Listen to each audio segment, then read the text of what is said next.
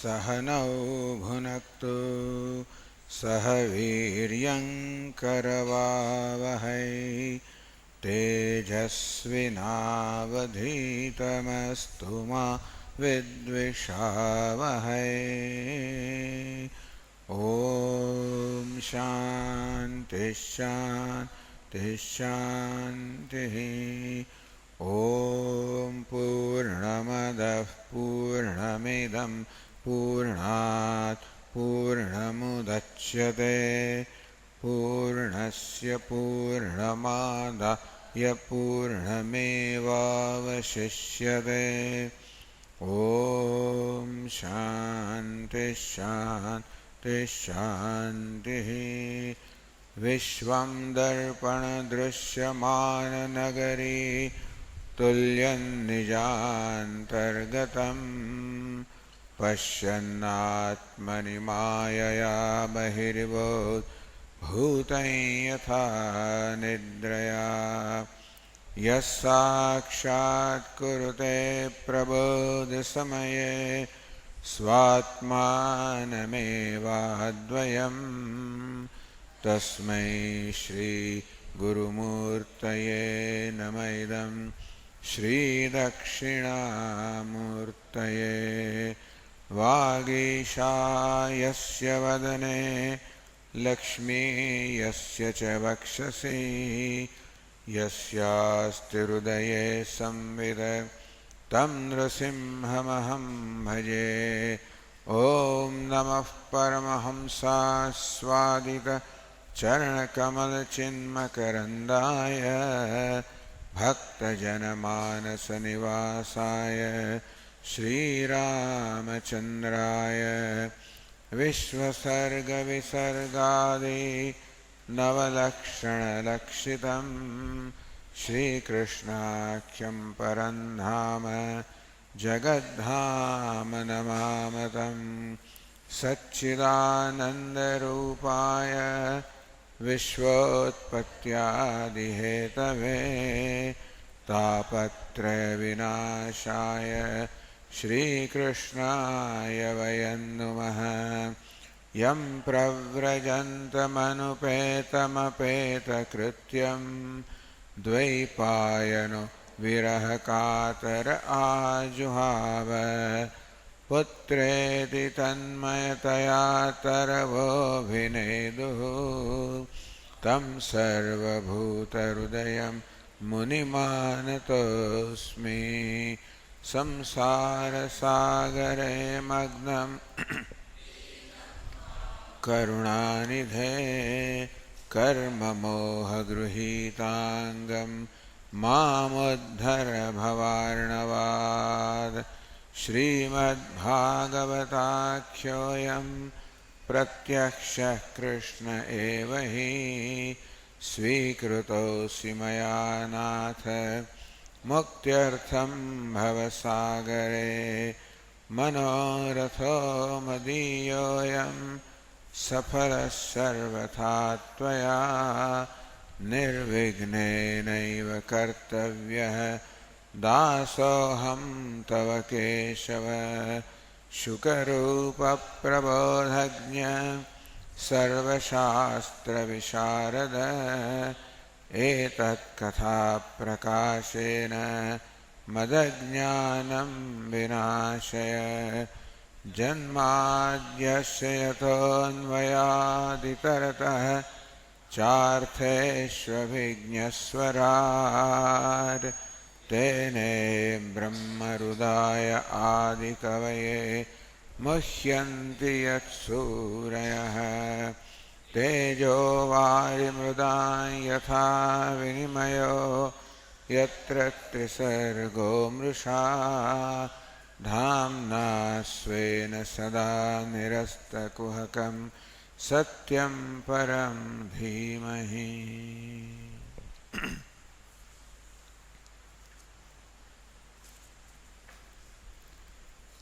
શ્રીમદ ભાગવતના 81 સ્કંધમાં ભગવાન પરમાર્થનું નિરૂપણ કરે છે 28મા અધ્યાયની અંદર.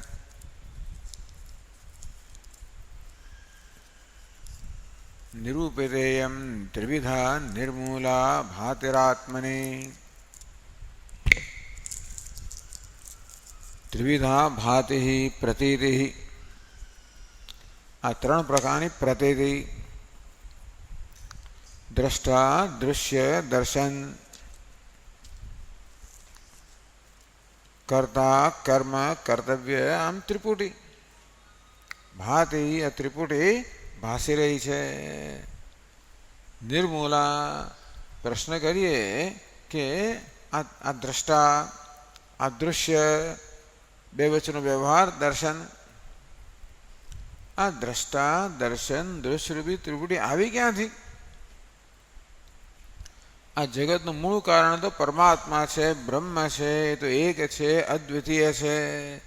એમાં કોઈ દ્વૈત નથી, ભેદભાવ નથી. તો પછી આ દ્વૈત રૂપી, ભેદભાવ રૂપી આ ત્રિપુટી, દ્રષ્ટા, દૃશ્ય વગેરે ક્યાંથી આવી? તો ખરેખર તો એનું કોઈ કારણ નથી. નિર્મૂલા, એનું કોઈ વાસ્તવિક મૂળ નથી. એટલે જેનું વાસ્તવિક મૂળ ના હોય, જેમ કે આપણે પ્રશ્ન કરીએ કે આ રજ્જુ સર્પ, આ સર્પ ક્યાંથી આવ્યો? તો રજ્જુમાં તો સર્પપણું છે જ નહીં. રજ્જુમાં સર્પનું કંઈક અંશ હોત તો જુદી વાત છે, સર્પપણું છે જ નહીં. છતાં આ સર્પ ભાસી રહ્યો છે, નિર્મૂલ છે, માત્ર ભાસી રહ્યો છે. ભાતિ પ્રતીતિ, માત્ર ભાસી જ રહી છે આ ત્રિપુટી. અર્થાત આ ત્રિપુટીનું બનેલું સમગ્ર જગત ભાસી રહ્યું છે. ઇદમ ગુણમયમ વિદ્ધિ. આ તો ત્રણ ગુણનું બનેલું છે, માટે માયાની ઉપજ છે, માટે મિથ્યા છે. આ પ્રકારે મેં જે ઉપદેશ કર્યો હે ઉદ્ધવ, જ્ઞાન અને વિજ્ઞાનમાં જે નિપુણતા પ્રાપ્ત કરે છે, મેં ઉપદેશ કર્યો એ સમજે છે અને જીવનમાં એને આત્મસાત કરે છે. એ પ્રકારની નિપુણતા જે પ્રાપ્ત કરે છે, પછી એના હૃદયમાંથી નિંદાનો કે સ્તુતિનો કોઈ ભાવ જન્મતો નથી. સૂર્યની જેમ સર્વત્ર સમાન રીતે વિચરણ કરે છે. તો ઉદ્ધવે પ્રશ્ન કર્યો, એ ભગવાન, આ સંસાર કોનો છે? આ જગતમાં બે હસ્તી છે, આત્મા, અનાત્મા, દ્રષ્ટા અને દૃશ્ય, અથવા આત્મા અને દેહ. દેહ દૃશ્ય છે, આત્મા દ્રષ્ટા છે. દ્રષ્ટૃ દૃષ્ટયો આત્મા દેહયો. આત્મા દ્રષ્ટા છે, દેહ દૃશ્ય છે. આત્મા ચેતન છે, દેહ જડ છે. અનાત્મ સ્વદૃશો. આત્મા સ્વદૃક છે, અર્થાત સ્વયં પ્રકાશ છે, ચૈતન્ય છે. દેહ તો અનાત્મા છે, દૃશ્ય છે, જડ છે. એટલે કે છે કે કશ સંસ્કૃતિ. આ બેમાંથી કોનો સંસાર છે? આત્માનો સંસાર ન હોઈ શકે. સંસાર હોવા માટે કર્મ કરવું પડે, કર્મ ફળ મળે વગેરે વગેરે. આત્મા તો અકર્તા છે, અભોગતા છે, જન્મ મૃત્યુ સર્વથી રહિત છે, નિત્ય મુક્ત છે. ચૈતન્ય માટે આત્માનો, ચૈતન્યનો સંસાર ન હોઈ શકે. આ સંસારી છે. યો અશનાયા પિપાસે શોકમ મોહમ જરા મૃત્યુમ અત્યેતિ. ભૂખ અને તરસ, શોક અને મોહ, વૃદ્ધાવસ્થા, મૃત્યુ, આ જે સંસાર સાગરની આ ઉર્મિઓ છે, તરંગો છે, એ અત્યેતિ, એનાથી અતીત છે. આત્માને સંસાર સ્પર્શતો જ નથી. તો દેહ સંસારી છે. સંસારી કોણ હોય? જેણે કર્મ કર્યું હોય, એનું કર્મનું ફળ મળે, સુખ દુઃખ મળે, રાગ દ્વેષ થાય, ઈચ્છા જન્મે, કર્મ જન્મે, જન્મ જન્મે. દેહ બિચારો જણ છે, અચેતન છે, એ તો કંઈ કર્મ ના કરે, માટે આ અચેતન દેહનો પણ સંસાર ન હોઈ શકે. આમ બે જ કક્ષાની વસ્તુઓ છે. દૃગ્દૃશ્યો. એક દ્રષ્ટા છે, દૃશ્ય છે. દ્રષ્ટાને સંસાર ન હોય, દૃશ્યને જડ હોવાને કારણે સંસાર ન હોય. કશ્ય સંસ્કૃતિ. તો ભગવાન, આ સંસાર કોનો છે? ભગવાન કે કોઈનોય નથી ભાઈ, સંસાર જ નથી. તો કે ઉપલભ્યતે, સંસારનો અનુભવ કરીએ છીએ તો હકીકત છે ને, એટલે જે એનો અનુભવ થઈ રહ્યો છે એને તમે નકારી ના શકો કે નથી. કોઈ પણ દલીલથી પણ તમે પુરવાર ન કરી શકો. જેનો અનુભવ થયો છે, સૂર્ય પ્રકાશ રહ્યો છે, દિવસ છે, તમે દલીલથી પુરવાર કરો કે આ રાત્રિ છે એટલે રાત્રિ ના થઈ જાય. મળે નહીં દૃષ્ટે અનુપન્નમ નામ, જે દૃષ્ટ છે, અનુભવનો વિષય છે, એને તર્કથી કે બીજી કોઈ રીતે ખોટો ન ઠરાવી શકાય. અનુભવ છેવટનું પ્રમાણ છે તર્ક કરતા. મળે ભગવાન આ સંસારનો અનુભવ થાય છે, સુખ દુઃખનો અનુભવ થાય છે, જન્મ મરણનો અનુભવ થાય છે. તો પછી આ સંસાર કોનો છે? એ જ વાત ભાઈ 11મા શ્લોકમાં ગઈ. આત્મા વ્યવ ગુણશુદ્ધ સ્વયં જ્યોતિરનાવૃત. આત્મા અવ્યય છે, અર્થાત બધા પ્રકારના વિકારથી રહિત છે, અને માટે નિર્ગુણ, એમાં કોઈ ગુણ નથી. સત્વ રજસ તમસ કોઈ ગુણ નથી. એટલે શ્રીધર સ્વામી કહે છે હેતુ હેતુમત્વંતુ યથેષ્ટમ. આત્મા અવ્યય કેમ છે, અવિનાશી કેમ છે? કારણ કે નિર્ગુણ છે. જેના ગુણ હોય એનો ગુણનો નાશ થાય, વસ્તુનો નાશ થાય. નિર્ગુણ, નિર્ગુણ કેમ છે? તો કે શુદ્ધ છે. ગુણ એટલે અશુદ્ધિ, આત્મા શુદ્ધ છે, મળે નિર્ગુણ છે, મળે અવ્યય છે, અવિકારી છે, અવિનાશી છે. ભાઈ શુદ્ધ કેમ છે? સ્વયં જ્યોતિ. જે સ્વયં જ્યોતિ હોય, સ્વયં પ્રકાશમાન હોય, સ્વયં સિદ્ધ હોય, એ જ શુદ્ધ હોય છે. કે બધી અશુદ્ધિનો પ્રકાશક આત્મા કેવો છે? સ્વયં જ્યોતિ હોવાના કારણે શુદ્ધ છે, શુદ્ધ હોવાના કારણે નિર્ગુણ છે, નિર્ગુણ હોવાના કારણે અવ્યય છે. સ્વયં જ્યોતિ કેમ છે? અનાવૃત, કે કોઈ આવરણ નથી. આત્માને કશી વસ્તુ ઢાંકી ના શકે, એ સતત પ્રકાશમાં સ્વયં સ્ફુરિત છે, આવરણ રહિતનો છે. મળે સ્વયં જ્યોતિ છે, સ્વયં જ્યોતિ છે, મળે શુદ્ધ છે, શુદ્ધ છે, મળે નિર્ગુણ છે, નિર્ગુણ છે, મળે અવ્યય છે.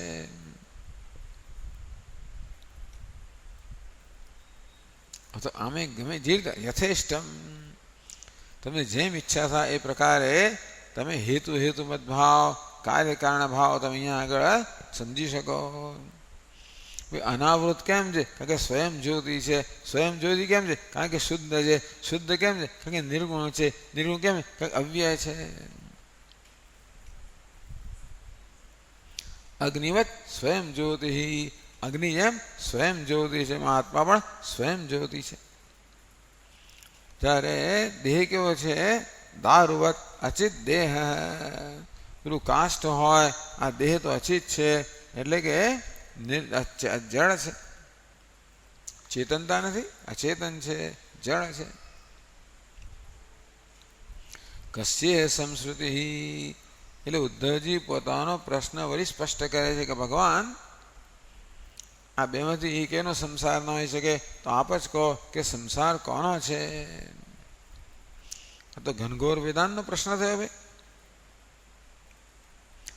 દૃગ્દૃશ્ય વિવેક નામનો ગ્રંથ છે, એમાં જ પ્રશ્ન કરવામાં આવ્યો કે દૃક અર્થાત દ્રષ્ટાઓને સંસાર ન હોઈ શકે, દૃશ્યનો પણ ના હોઈ શકે. આ જ પ્રશ્ન.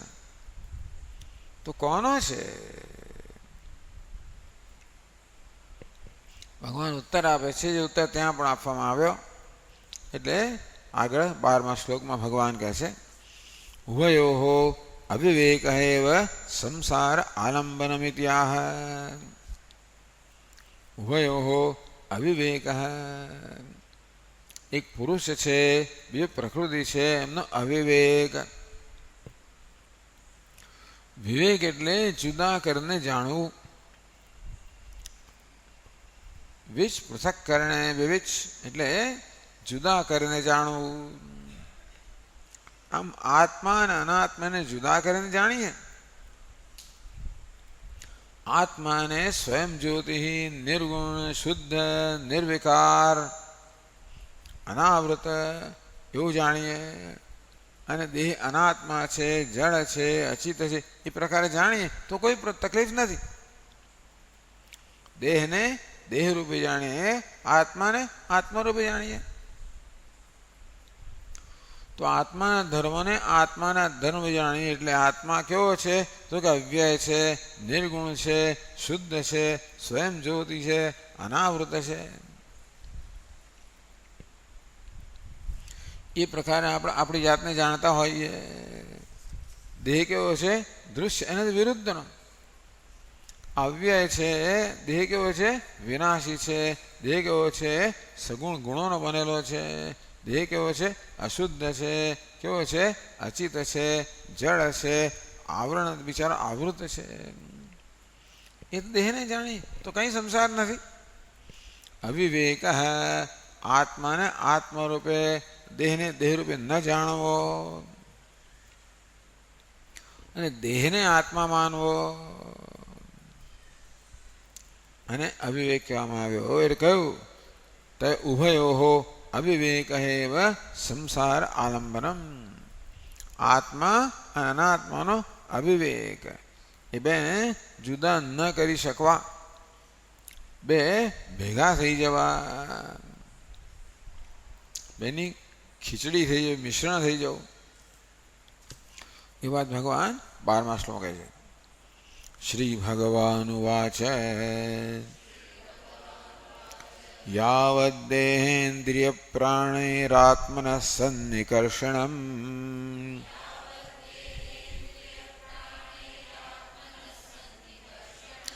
સંસારઃ ફલવાંસ્તાવદપાર્થોऽપ્યવિવેકિનઃ.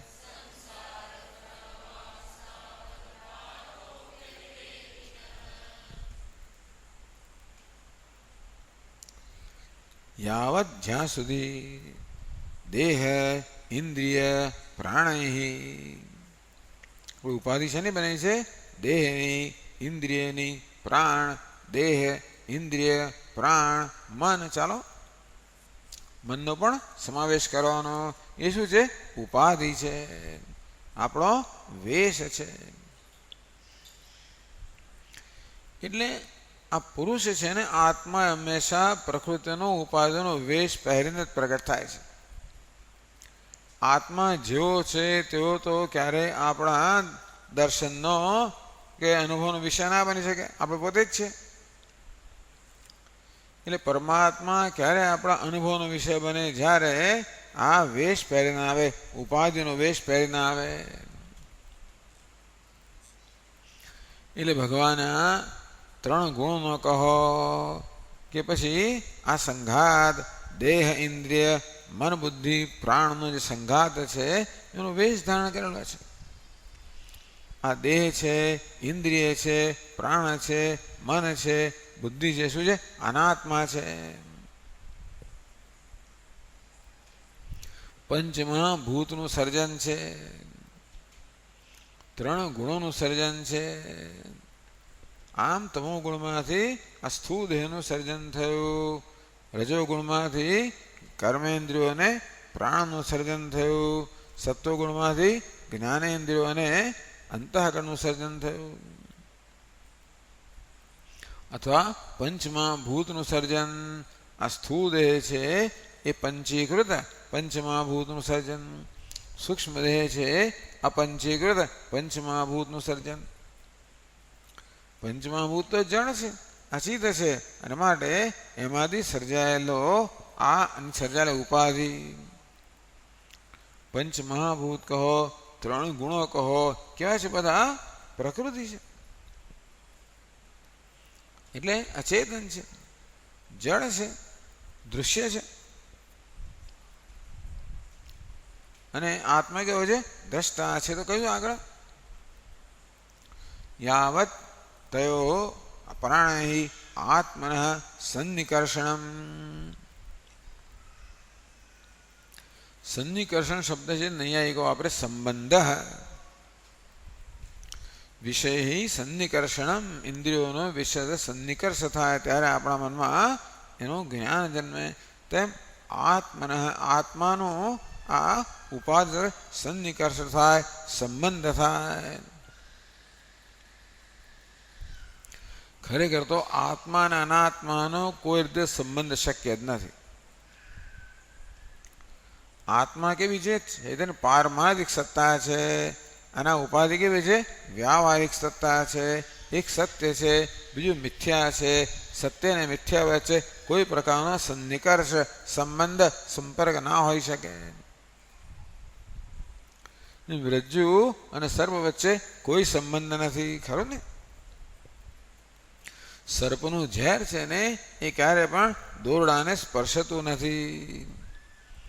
કે પછી આપણે રણની અંદર ઝાંઝવાના જળનો અધ્યારોપ કરીએ તો ઝાંઝવાના જળનું તળાવ છે, પણ તળાવનું જળ પેલી રેતીને જરાય ભીંજવતું નથી. એટલે કે આ રીતે આત્મા અને અનાત્માનો કોઈ સંબંધ શક્ય જ નથી. તો એ શક્ય બન્યો કઈ રીતે? અજ્ઞાનને કારણે, કે આધ્યાસિક સંબંધ, અધ્યાસને કારણે સંબંધ જન્મ્યો, અધ્યારોપને કારણે સંબંધ જન્મ્યો. એટલે દેહમાં અહમભાવ, અજ્ઞાનને કારણે ઉપાધિમાં અહમભાવ ધરાવવો, એનું નામ છે આત્મા અને અનાત્માનો સન્નિકર્ષ સંબંધ. અધ્યાસમાંથી જન્મેલો સંબંધ, કોઈ વાસ્તવિક સંબંધ નહીં.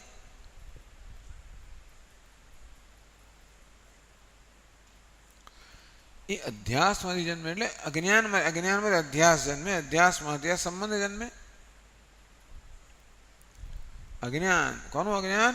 આત્માનું અજ્ઞાન, અનાત્માનું પણ અજ્ઞાન. આત્માને આત્મા રૂપે ન જાણવો, અનાત્માને અનાત્મા રૂપે ન જાણવો.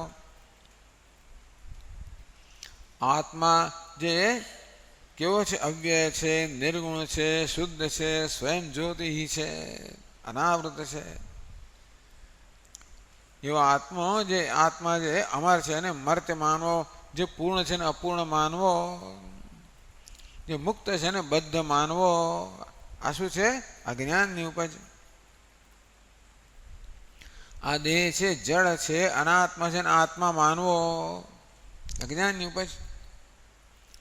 તો આ પ્રકારની ભ્રમ કહેવાય, માન્યતાને ભ્રમ કહેવાય. આ ભ્રમ શાને જન્મ્યો? અજ્ઞાનમાંથી જન્મ્યો. એટલે આત્મા અનાત્મા વચ્ચેનો સંબંધ કહો, ભ્રમ કહો, પરસ્પર તાદાત્મ્ય. જો વેદાંતમાં તપ્તાય પિંડવન્મતમ,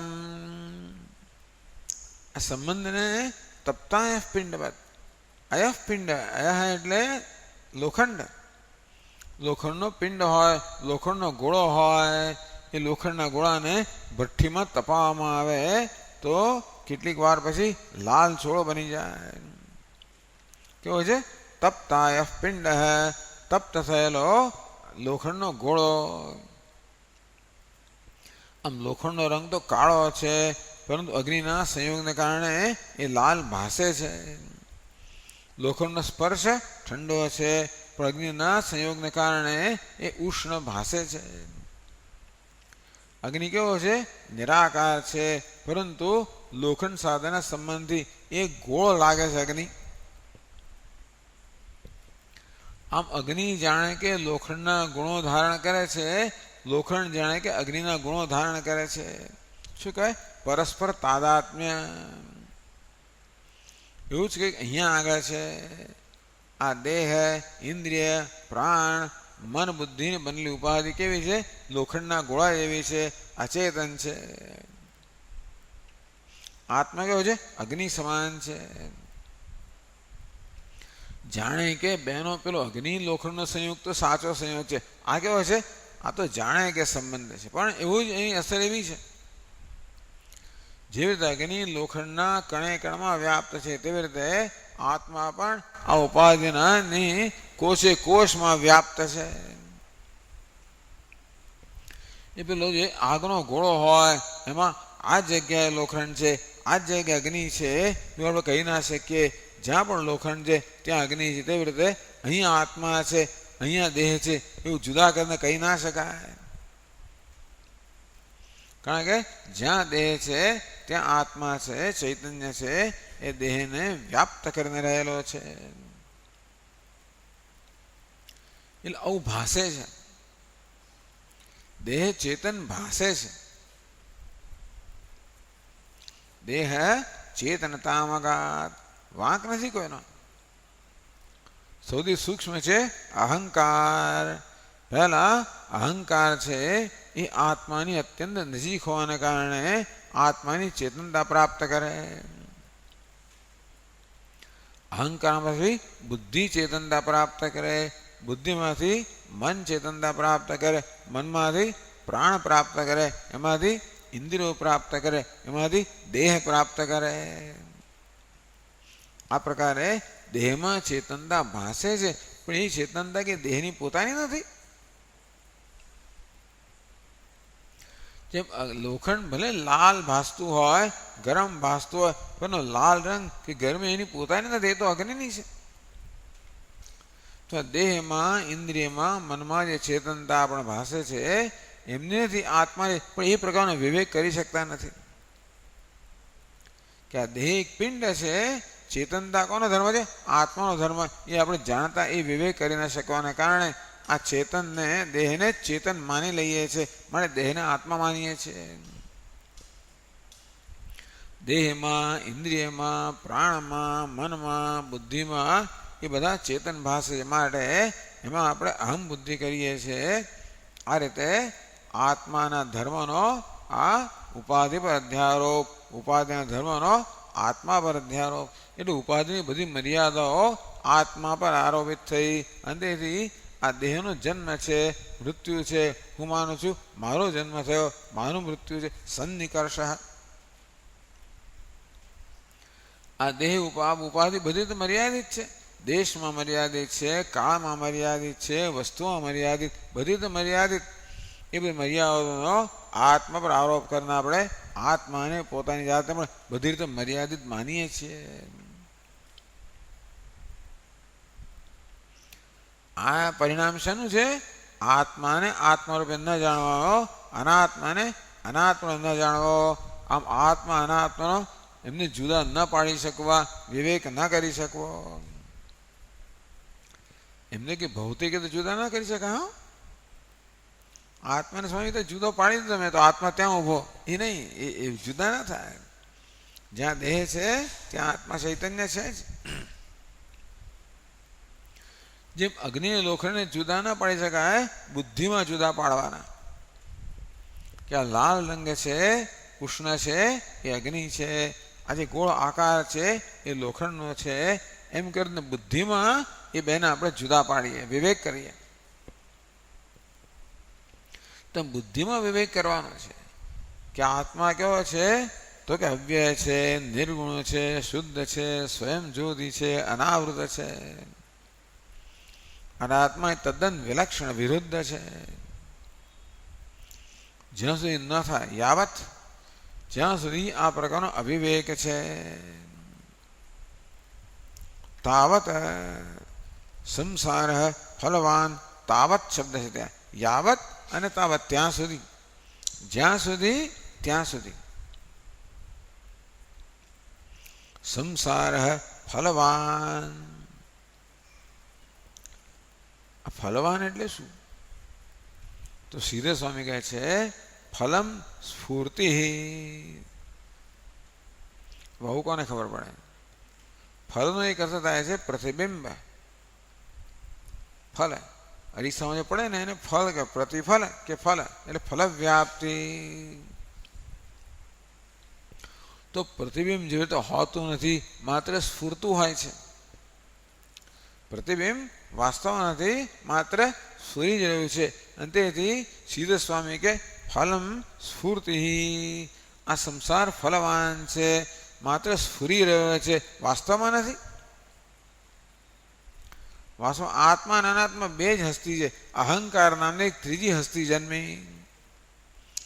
જેમ અગ્નિ એક હસ્તી છે, લોખંડ બીજી હસ્તી છે. બેના સંયોગને કારણે આગનો ગોળો એવી એક નવી હસ્તી જન્મી, જેમાં અગ્નિનો પણ અંશ છે, લોખંડનો પણ અંશ છે. તેવી રીતે આત્મા અને અનાત્મા આ બેના સંયોગને કારણે અહંકાર નામની એક નવી હસ્તી જન્મી. અહંકારમાં આત્માનો પણ અંશ છે, અનાત્માનો પણ અંશ છે. અહંકાર એટલે અહમ વૃત્તિ, એ તો જળ છે, પણ એમાં એ ચૈતન્ય પ્રતિબિંબિત થાય ચેતન છે. એટલે અહંકાર સ્વયં જળ હોવા છતાં પણ આત્માની ચેતનતાના પ્રતિબિંબને કારણે અહંકાર જાણે કે ચેતનતા પ્રાપ્ત કરે અને આત્મા હોવાનો દાવો કરે છે. ખબર ના પડે આપણને, અહંકાર પોતે જ આત્મા હોવાનો દાવો કરે છે. જ્યાં સુધી આપણે એના વિશે વિચાર ન કરીએ ત્યાં સુધી એને તો બસ મુક્તિ મળી ગઈ, એને સ્વતંત્રતા મળી, જે કરવું એ કરો એ છૂટ મળી ગઈ ને. લગ્નમાં બે પક્ષ હોય, વર પક્ષ અને કન્યા પક્ષ. પેલો એક સૂટ બૂટ પહેરીને આવે અને વર પક્ષમાં જાય અને પોતે કન્યા પક્ષનો પ્રતિનિધિ છે એ વાત કરીને જાત જાતની બધી માંગણીઓ કરે. એ કન્યા પક્ષમાં જાય પોતે વર પક્ષનો પ્રતિનિધિ છે એમ કે ત્યાંથી અનેક પ્રકારની માંગણી કરે. બિચારા બંને વેવાયો ત્રાસી ગયા, એ તો ભેગા મળ્યા કે આ કોણ છે, આ તમારી દીકરીનો મિત્ર છે કે કોણ છે? કે ના ભાઈ, અમને એમ કે તમારા દીકરાઓનો મિત્ર છે. આમ જ્યારે વિચાર કરવામાં આવે ત્યારે પેલો શું થઈ જાય, જોયું કે આ બે હવે મારા વિશે વિચાર પૃચ્છા કરી રહ્યા છે, શું થઈ ગયો. તેમ અહંકાર વિશે પણ જ્યાં સુધી વિચાર ન કરવામાં આવે ત્યાં સુધી એ જેને સાચો હોય એવી રીતે આત્માનો દાવો કરે છે. એ તો આપણે જયારે કે અહંકાર શું વસ્તુ છે ભાઈ, ત્યારે ખબર પડે કે એ તો ખરેખર માત્ર દેખાવો કરનારો છે, એ કઈ સાચો આત્મા નથી. પણ તાવત સંસાર ફલવાન, અહીંયા આગળ સન્નિકર્ષનો અર્થ અધ્યારોપ જ ગણવાનો. જ્યાં સુધી આત્મા અનાત્માનો અધ્યારોપ છે, કારણ કે જ્ઞાન થયા પછી કે ઉપાધિ જતી નથી રહેવાની. આ તો કેવું છે, સહજ તાદાત્મ્ય છે. એક સહજ તાદાત્મ્ય, એક સહજમ તાદાત્મ્ય, કર્મજમ તાદાત્મ્ય, ભ્રાંતિજમ તાદાત્મ્યમ, ત્રણ પ્રકારના તાદાત્મ્ય છે. અંતઃકરણ અને આત્માનું તાદાત્મ્ય કેવું છે, સહજ છે. જેમ જળની અંદર કોઈ પણ સૂર્યચંદ્રનું પ્રતિબિંબ પડે તેમ અંતઃકરણમાં આત્માનું પ્રતિબિંબ પડવાનું છે. એ તો જ્ઞાની હોય કે અજ્ઞાની હોય, એ સહજને આપણે દૂર ના કરી શકીએ. અને જીવાત્માનો દેહ સાથેનો સંબંધ કેવો છે, કર્મને કારણે. એ પણ કર્મ છે ત્યાં સુધી રહેવાનું. પણ આત્મા અનાત્માનો જે અવિવેક કેવો છે, ભ્રાંતિ છે, એ માત્ર જાય. શાને જાય? વિવેક જ્ઞાનથી જાય. ત્યાં સુધી આ સંસાર ફલવાન ભાસી રહ્યો છે, નથી છતાં પણ ભાસી રહ્યો છે. કોને ભાસી રહ્યો છે? અવિવેકીન. આમ જ્ઞાની પુરુષને પણ જગતને બધાનો અનુભવ તો થાય, પણ એને સંસાર નથી. હું સુખી છું, હું દુઃખી છું, આનું નામ સંસારી. કર્તૃત્વ ભોક્તૃત્વ નામ સંસાર. હું કરતા છું, કર્મ કરનાર છું, ફળ ભોગવનાર છું, આમ પોતાને કરતા ભોગતા માનવો, સુખી દુઃખી માનવો, એ નામ સંસાર. બસ જ્ઞાની પુરુષમાં આટલું નથી હોતું, કે પોતાને કરતા ભોગતા નથી માનતો, સુખી દુઃખી નથી માનતો, બધાનો સાક્ષી જાણે છે. બાકીનું બધું સરખું જાય. આ જગતની પ્રતીતિ તો સમાન જ હોય. અવિવેકી મનુષ્ય એને સાચી માની લે છે, અનાત્માને આત્મા માને. અવિવેકીન એટલે સંસાર કોને માટે છે? અવિવેકી માટે છે.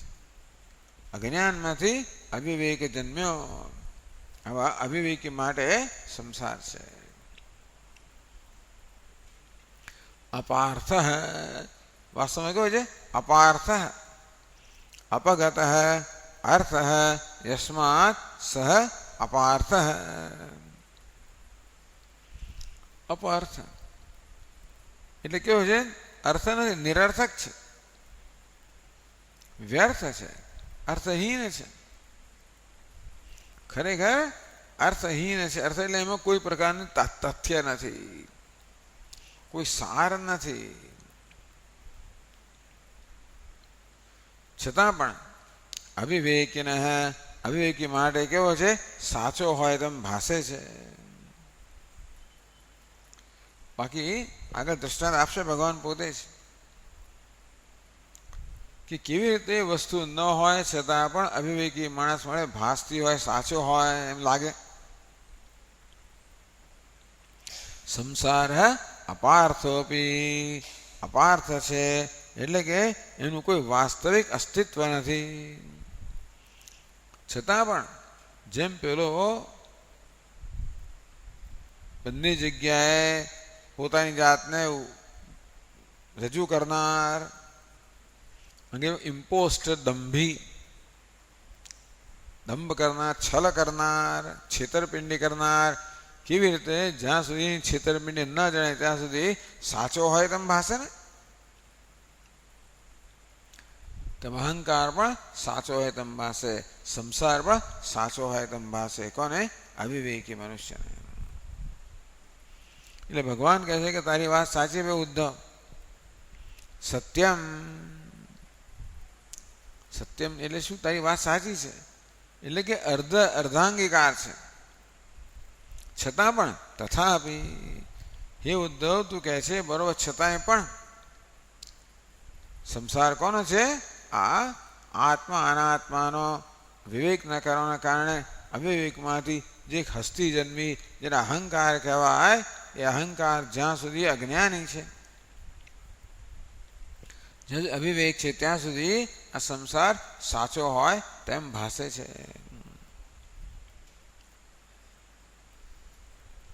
સ્ફૂર્તિ ન તો સત્વતઃ અસ્તિ, વાસ્તવમાં આ સંસારમાં કોઈ બીજું તત્વ નથી, પણ ન જાણે ત્યાં સુધી સાચો હોય તેમ ભાસે છે.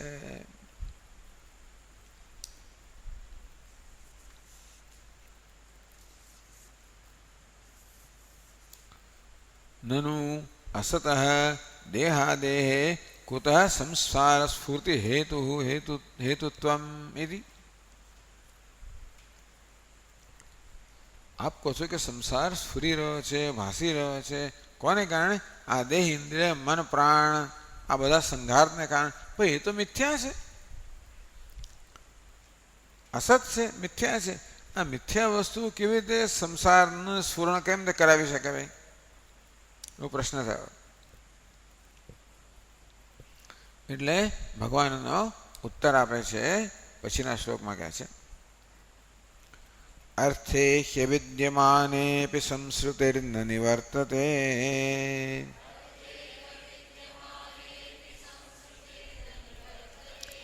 ધ્યાયતો વિષયાનસ્ય સ્વપ્નેનર્થાગમો યથા.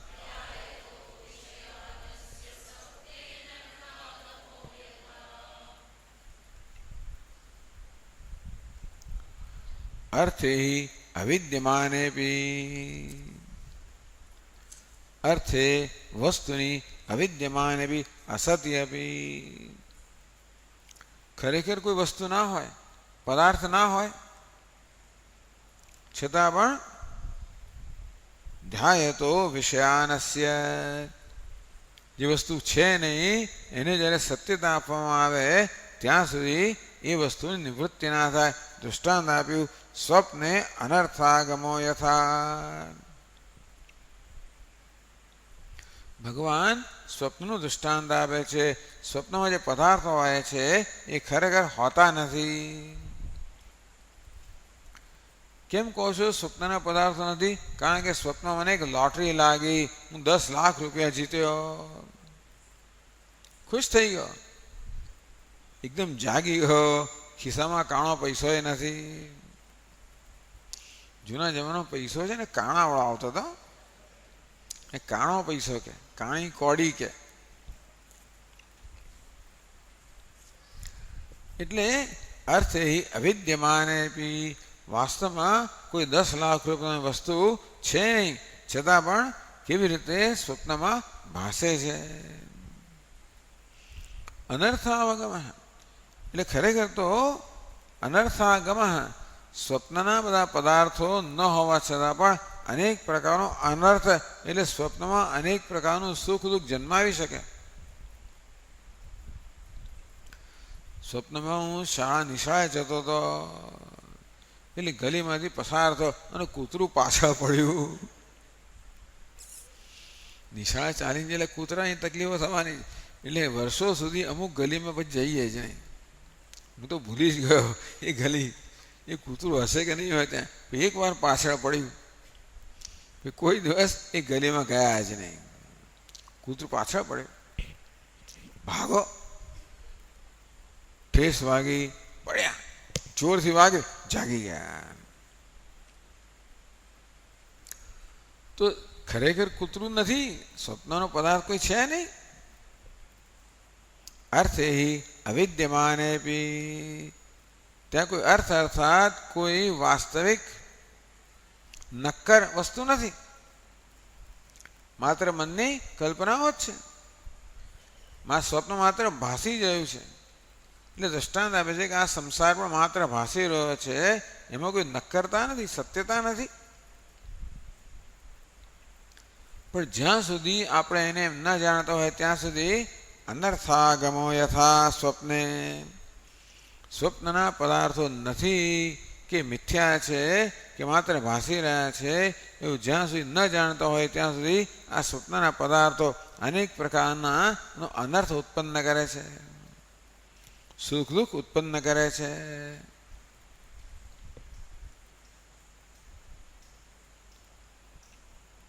સંશ્રુતિર્ન નિવર્તતે, હે ઉદ્ધવ, ત્યાં સુધી આ સંસારનું નિવારણ થતું નથી.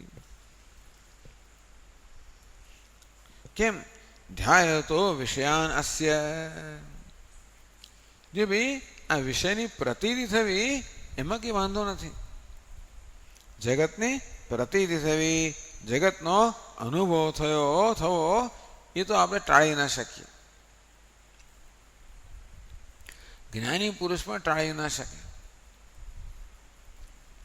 પણ એ વિષયોનું ધ્યાન કરતો નથી, અજ્ઞાન મનુષ્ય ધ્યાન કરે. ધ્યાન કરવું એટલે શું ખબર છે? સ્થૂલોહમ, કૃષોહમ, મનુષ્યોહમ, આ દેહની પ્રતીતિ થવી એક વસ્તુ છે. હું દેહ છું એનું નામ ધ્યાન. એટલે કે જે વાસ્તવમાં મિથ્યા છે, માત્ર ભાષે છે, એને સત્યતા આપવી. સ્થૂલોહમ, હું જાડો છું ક્યારે કહીએ? આ દેહની સ્થૂળતાનો આપણે આત્મા પર અધ્યારોપ કરીને એનું નામ થયું આ દેહનું ધ્યાન. દેહમાં અહમ ભાવ. તેવી રીતે કૃષોહમ, હું તો એકદમ નબળો છું, શુક્લાકડી છું, જાડો પાડો છું, શુક્લાકડી છું. મનુષ્યોહમ, કોણ છું? મનુષ્ય છું. બધા કોના ધર્મ છે? દેહના ધર્મ છે. એ તે મમ અનુકૂલા, આ છે ને મને અનુકૂળ છે. એ તે પ્રતિકૂલા, આ મને પ્રતિકૂળ છે. બસ આનું ધ્યાન.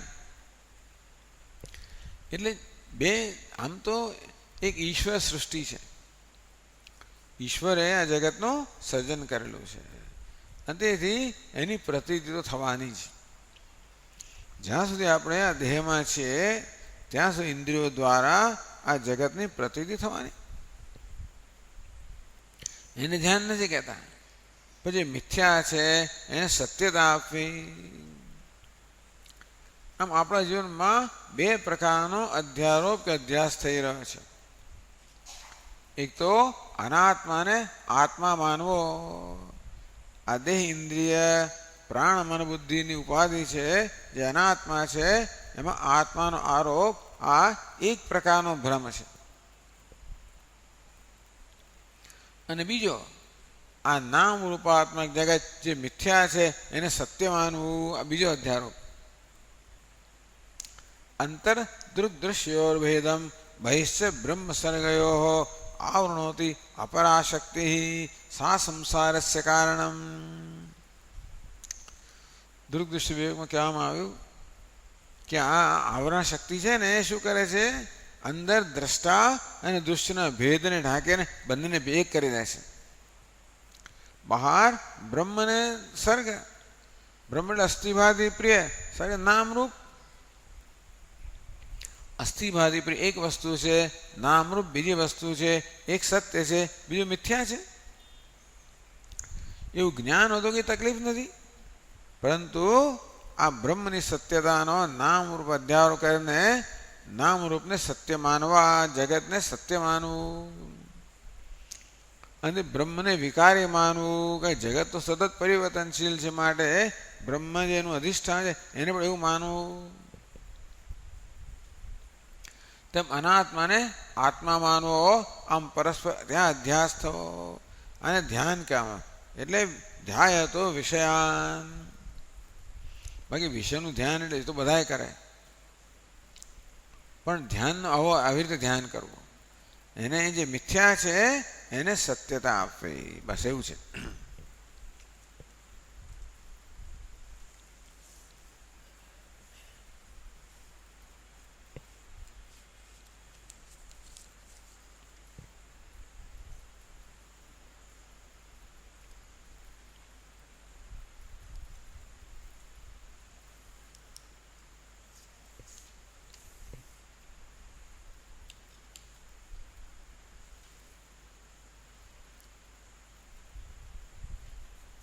અહીં તો કહે છે વ્યાઘ્ર સર્પાદિ અનુભવ. સ્વપ્નમાં જાત જાતનો અનુભવ, વાઘનો અનુભવ થાય, સાપનો અનુભવ થાય. તમે ફરવા ગયા, ટ્રેકિંગ માટે ગયા, પહાડમાં ગયા, એકદમ વાઘ આવીને ઊભો રહી ગયો, ચિત્તો આવીને ઊભો રહ્યો. પહાડમાં હોય છે આ બધું. બગીચામાં ફરતા એકદમ સાપ સામે આવી ગયો. અનર્થાગમ, જે પછી તો ફફડે તો વાઘને જોઈને, અને પછી વાઘ તો જોયા કરે તમે સામે, હુમલો કરે તો ભાઈ ખાઈ જાય, તમે પકડે. ટૂંકમાં આવો અનુભવ સ્વપ્નમાં થાય. એટલે કહે છે શિરચ્છેદાદિ અનર્થાન બિભર્તિ પુષ્ણાતિ. શિરચ્છેદાદિ અનર્થાગમો ભવતી. સ્વપ્નમાં એવું પણ થઈ જાય. જો પેલા લોકોના હાથમાં આવી ગયા, તમે કોના? આઈસિસ. આઈસિસ ખબર છે ને? Islamic State of Iraq and Syria. ISIS એને આઈસિલ પણ કહે છે. આ લોકો શું કરે? શિરચ્છેદ કરી નાખે. એ લોકો એક ફ્રાન્સના માણસનો શિરચ્છેદ કરતા, જંગલી લોકો છે પણ કરી નાખ્યો. હવે આ લોકો પાછળ પડીને એમને પૂરા જ કરશે તો બીજા ઊભા થાય. આ તો બધા ભૂત જેવા છે, એક ગયું ને બીજું આવ્યું. કેટલો પ્રયત્ન કરીને પેલા અલ કાયદા છે એને એ લોકોએ નબળા કરતા બીજું ઊભું થયું, આને કહે છે ત્રીજું ઊભું થાય. તૈયાર જ છે. ચાલો જે હોય તે. પણ એટલે સ્વપ્નમાં અનુભવ થાય કે મારો શિરચ્છેદ થઈ રહ્યો છે, હું છું ત્યાં. સ્વપ્ને અનર્થાગમો યથા. સ્વપ્નના પદાર્થોને સત્યતા આપવા, જે મિથ્યા છે એને સત્યતા આપવાને કારણે એ પદાર્થો અનેક પ્રકારનું દુઃખ ઉત્પન્ન કરે છે. બાકી મિથ્યા વસ્તુને મિથ્યા જાય તો કોઈ દુઃખ નથી. ન નિંદતી ન ચ સ્તૌતી, તો નિંદા સ્તુતિનો પ્રશ્ન નથી. પણ સત્યતા આપે એટલે કહે છે કે અવિદ્યમાને બી અર્થે. એટલે ખરેખર આ જગતના પદાર્થોનું નિરૂપણ કરવામાં આવે. આગળ કહેવામાં આવ્યું એક જ તત્વ છે, આત્મતત્વ. સર્વમ ખલ્વિદમ બ્રહ્મ, જે કહે છે બ્રહ્મ જ છે. નામરૂપ તો માત્ર આભાસ જ છે વસ્તુ, એમાં કોઈ તાત્વિકતા નથી, એમાં કોઈ નક્કરતા નથી. છતાં પણ ધ્યાય તો વિષયાન, જે મિથ્યા છે એને સત્યતા આપવાને કારણે, એને કારણે રાગ દ્વેષ જન્મે. મિથ્યા મળે કોઈ રાગ દ્વેષ ના જન્મે. સિનેમા જોતા હોય એમાં ભલે ને પેલો વિલન હોય, ખલનાયક હોય, પણ આપણે હવે એમ કે એને આપણે તિરસ્કારીએ નહીં, દ્વેષ ના જન્મે. જાણીએ છીએ કે આ તો મિથ્યા છે. કે પેલો નાયક હોય માટે આપણે એમાં રાગ જન્મે એવું નથી આવતું, કારણ કે જાણીએ છીએ કે આ મિથ્યા છે ને. પણ સિનેમા જોતી વખતે એને સાચો માની લેવામાં આવે. નાના બાળકો રડતા હોય છે, આપણે ભૂલી જતા હોય છે કે આપણે સિનેમા જોઈ રહ્યા છીએ, આપણે પણ એકાકાર થઈ જઈએ અને આપણે રડવા માંડીએ, હસવા માંડીએ, બરોબર પેલા અભિનેતા જેવા થઈ જઈએ.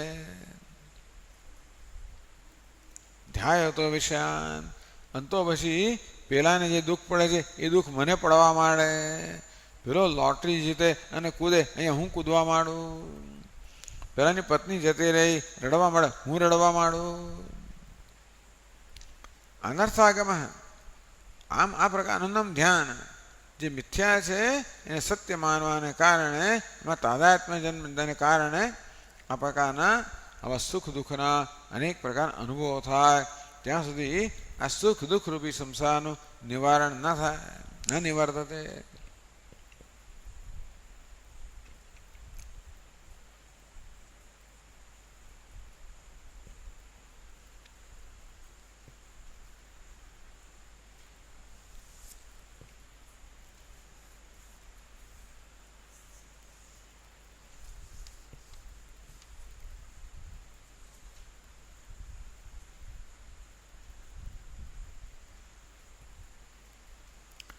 કહે છે શ્રીધર સ્વામી, નનુ કથંચિત જાનત વિષય સ્ફૂર્તિ જીવન મુક્તસ્યાપી દુર્વારાયતી.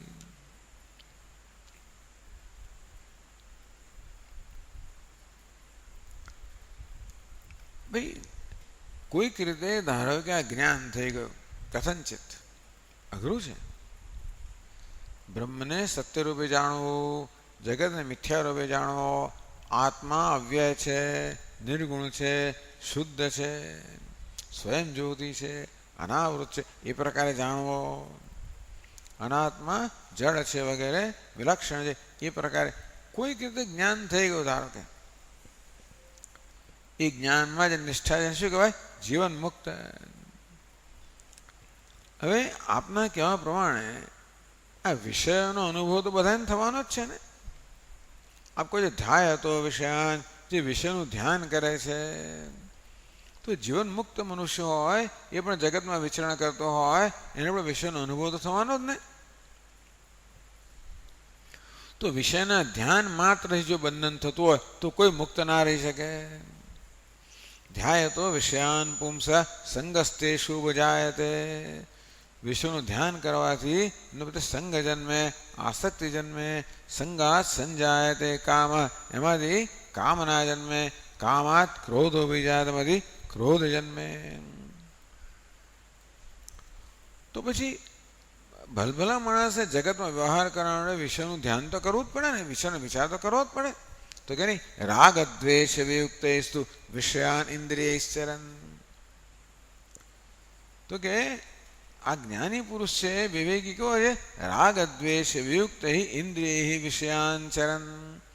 રાગ દ્વેષથી મુક્ત ઇન્દ્રિયો અને મન વડે એ વિષયનો સંપર્ક કરે તો વાંધો નથી. માત્ર વિષયનું ધ્યાન નહીં, રાગ દ્વેષ પૂર્વકનું ધ્યાન બંધન કરનારો છે. માત્ર ધ્યાન નહીં. વૈજ્ઞાનિકો બહુ ધ્યાન કરતા હોય છે આ વસ્તુઓનું, તો જ એ કોઈ શોધખોળ કરી શકે ને. માત્ર જગતનું ધ્યાન કરવાથી જો બંધાઈ જતા હોઈએ તો મુશ્કેલી થઈ જાય. તો કે નહીં, રાગ કે દ્વેષપૂર્વક ધ્યાન કરો એ બંધન કરનાર છે. ધ્યાન રાગ દ્વેષ બંધન કરનાર છે. અનિર્મોક્ષ પ્રસંગ તો કહે છે જ્ઞાની પુરુષ માટે પણ આ જગતનો સંપર્ક તો અનિવાર્ય છે, તો એને મોક્ષ બની જ ના શકે. તો પછી મોક્ષની વસ્તુ જતી તો કેવું નથી. યથા હે. પછીના શ્લોકમાં કહે છે, યથા હ્ય પ્રતિબુદ્ધસ્ય પ્રસ્વાપો બહ્વનર્થભૃત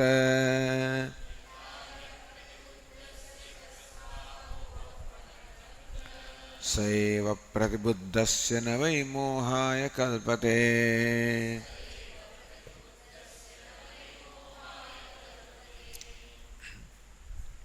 અને જીવન મુક્ત સમજાવવાનો બહુ સુંદર દ્રષ્ટાંત આપ્યો કે સ્વપ્ન તો એકનું એક જ છે. યથા હિ અપ્રતિબુદ્ધસ્ય પ્રસ્વાપ બહુ અનર્થભૃત. યથા હિ જેવી રીતે અપ્રતિબુદ્ધસ્ય જે જાગ્યો નથી. પ્રતિબુદ્ધ એટલે જાગી ગયો છે, અપ્રતિબુદ્ધ જે જાગ્યો નથી. શેમાંથી જાગ્યો નથી? સ્વપ્નમાંથી જાગ્યો નથી. સ્વપ્નાન પશ્યન એવ પુરુષસ્ય, આમ જે સ્વપ્નમાંથી જાગ્યો નથી એને કારણે જે સ્વપ્નને સત્ય માને છે, સ્વપ્નના પદાર્થોને સત્ય માને છે, એવો મનુષ્ય છે. પ્રસ્વાપ બહુ અનર્થભૃત. પ્રસ્વાપ સ્વપ્ન દુષ્ટ પદાર્થ, એને મળે સ્વપ્નનો વાઘ છે એ ભયંકર, તો છળી જાય બિચારો. સ્વપ્નનો વાઘ, સ્વપ્નનો સાપ, આ બધું શું છે? એને અત્યંત ભય ઉત્પન્ન કરે. જ્યાં સુધી પ્રતિબુદ્ધ નથી, જાગ્રત થયો નથી, જાણતો નથી કે આ તો માત્ર આભાસ છે, મિથ્યા છે, સત્ય નથી, તો કહે છે બહુ અનર્થભૃત. પેલા વાઘે આક્રમ, કૂતરાએ બચકું ભર્યું વગેરે વગેરે અનેક પ્રકારનો અનર્થ. પછી લંગડાતા લંગડાતા આપણે ઘેર આવીએ, લોહી નીકળતું હોય, 14 ઇન્જેક્શન લેવા પડે, અને ઇન્જેક્શન આટલા મોટા મોટા હોય 14. કદાચ કૂતરું હડકાયું હોય, તમને હડકવા ન લાગી જાય માટે આવા ઇન્જેક્શન લેવા પડે. આ બધું સ્વપ્નમાં થાય. વિચાર સાગરમાં કેટલું બધું વર્ણન કર્યું ને. મોટો રાજા છે અને રાજમહેલમાં 7મા માળની અંદર એ સૂતેલો છે, પોતાની 1.25 મણની શૈયાની અંદર. બહાર કેટલા બધા ચોકીદારો પહેરો ભરી રહ્યા છે. રાજા કેટલો ધનવાન છે, એની તિજોરીમાં કેટલું બધું ધન છે. રાજા ઊંઘે છે, સ્વપ્ન જુએ છે. સ્વપ્નમાં આવીને એક શિયાળ એને કરડી જાય છે. નસીબ જો કે એક દંડો એના હાથમાં આવ્યો, શિયાળાને કાઢી તો મૂક્યું, પણ શિયાળે જે બચકું ભર્યું એમાં લોહી નીકળી રહ્યું છે. લંગડાતો લંગડાતો બિચારો એ જાય છે હાર્ડ વૈદ પાસે જાય છે કે મને મલમ આપો જેથી આની હું મરમ્મત કરી શકું. કે ભાઈ પૈસો લાવો, તો પૈસો તો નથી, તો પૈસા વગર કશું ના મળે. સ્વપ્નમાં રાજા બિચારો કે છે જોયું દુનિયા કેવી છે, કેવી સ્વાર્થી છે, કે જો પૈસા વગર થતું જ નથી. બહુ દુઃખી થઈ ગયો બિચારો. જેની તિજોરીમાં લાખો રૂપિયા, એને પૈસો નથી એની પાસે, અને જેની આસપાસ અનેક બધા સૈનિકો ચોકી કરી રહ્યા છે, એ બૂમો પાડી, પેલું શિયાળ બૂમો પાડી ને કોઈ મદદ માટે ના આવ્યું. માંડ છૂટ્યો એ પેલા હાડ વૈદ્યને મલમ સુદ્ધા ના આપ્યો. આમ બિચારો ભ્રમ ભાંગી ગયો દુનિયા વિશે. પાછો ફરતો નસીબ જોગે એને એક સાધુ મળી ગયો, એને એક મલમ આપ્યો, એનો ઘા રૂઝાઈ ગયો. એ જાગ્યો પછી તો ખબર, પણ સ્વપ્નમાં શું છે? બહુ અનર્થભૃત. આવા અનેક પ્રકારના અનર્થ મનુષ્ય સ્વપ્નમાં અનુભવાય છે, જ્યાં સુધી સ્વપ્નમાંથી જાગ્રત થયો નથી ત્યાં સુધી.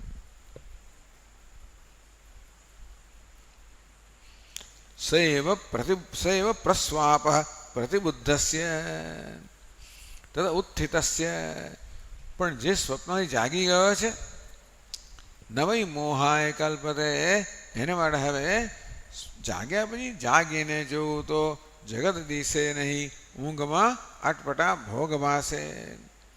જાગીને જોવું તો શેમાંથી? આ ગાઢ નિદ્રામાંથી, અનાદિ નિદ્રામાંથી. આ તો માયા કેવી છે? અનાદિ છે. એટલે આ મનુષ્ય બિચાર અનાદિ માયા સુપ્ત, અનાદિ માયાની અંદર બિચારો ઊંઘે સૂતોલો છે.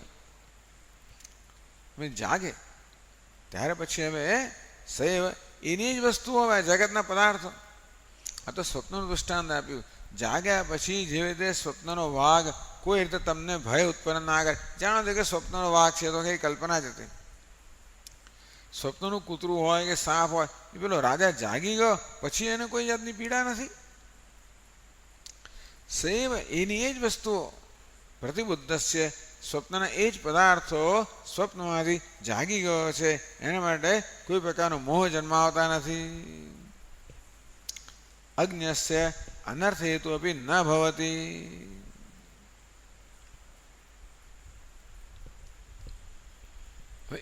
તે આ તો જાણે સ્વપ્નમાંથી જાગવાની વાત થઈ.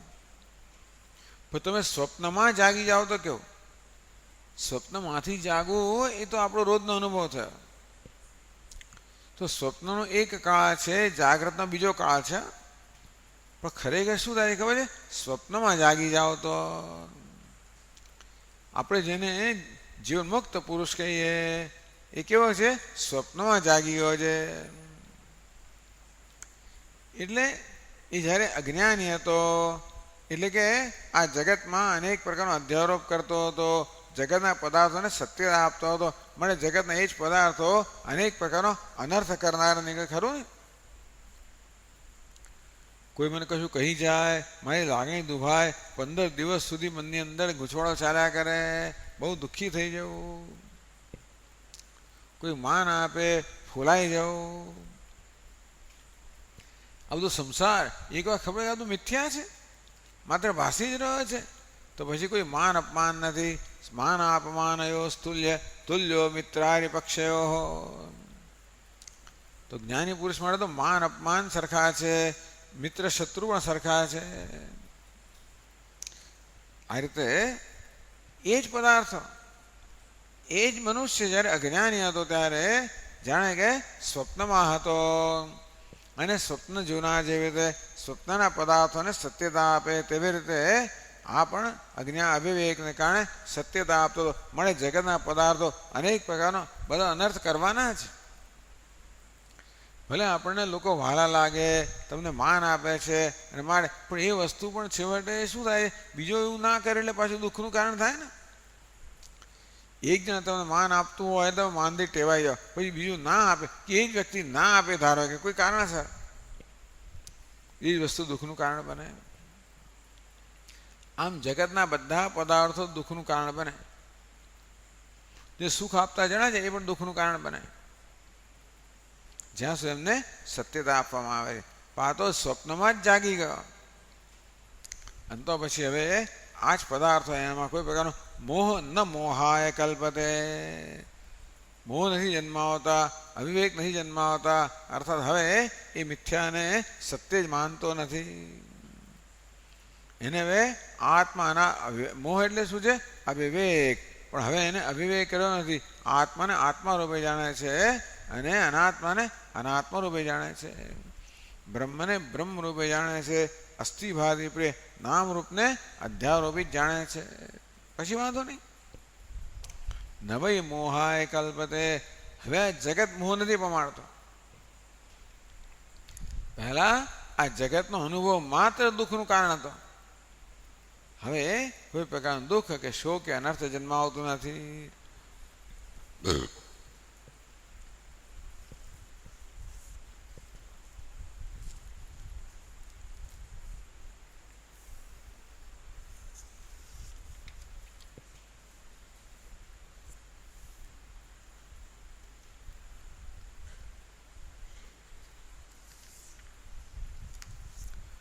આમ ભગવાને આ શ્લોકોમાં સમજાવ્યું કે કેવી રીતે અવિવેક, આત્મા અનાત્માનો અવિવેક, બ્રહ્મને સર્ગનો અવિવેક, એ અવિવેક જગત કારણ નથી, દેહ સંસારનું કારણ નથી, આ જગત સંસારનું કારણ નથી, અવિવેક સંસારનું કારણ છે. જે વસ્તુ જેવી છે તેવી તેને ન જાણવી એ અવિવેક કારણ છે સંસારનું. આપણે ચર્ચા ચાલુ રાખશું આગળ. ઓમ પૂર્ણમદઃ પૂર્ણમિદં પૂર્ણાત પૂર્ણમુદચ્યતે પૂર્ણસ્ય પૂર્ણમાદાય પૂર્ણમેવાવશિષ્યતે.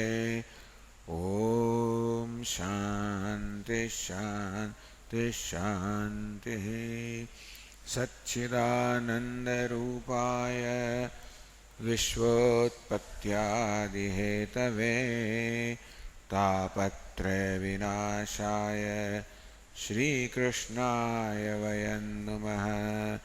જન્માદ્યસ્ય યતોન્વયાદિતરતઃ ચાર્થેष्वभिज्ञस्वराट् तेने ब्रह्मरुदाय आदिकवये मुह्यन्ति यत्सूरयः तेजो वारिमृदां यथा विनिमयो यत्र त्रिसर्गो मृषा धाम्ना स्वेन सदा निरस्तकुहकं सत्यं परं धीमहि ॐ शान्ति शान्ति शान्तिः हरि ॐ श्री गुरुभ्यो नमः हरि ॐ।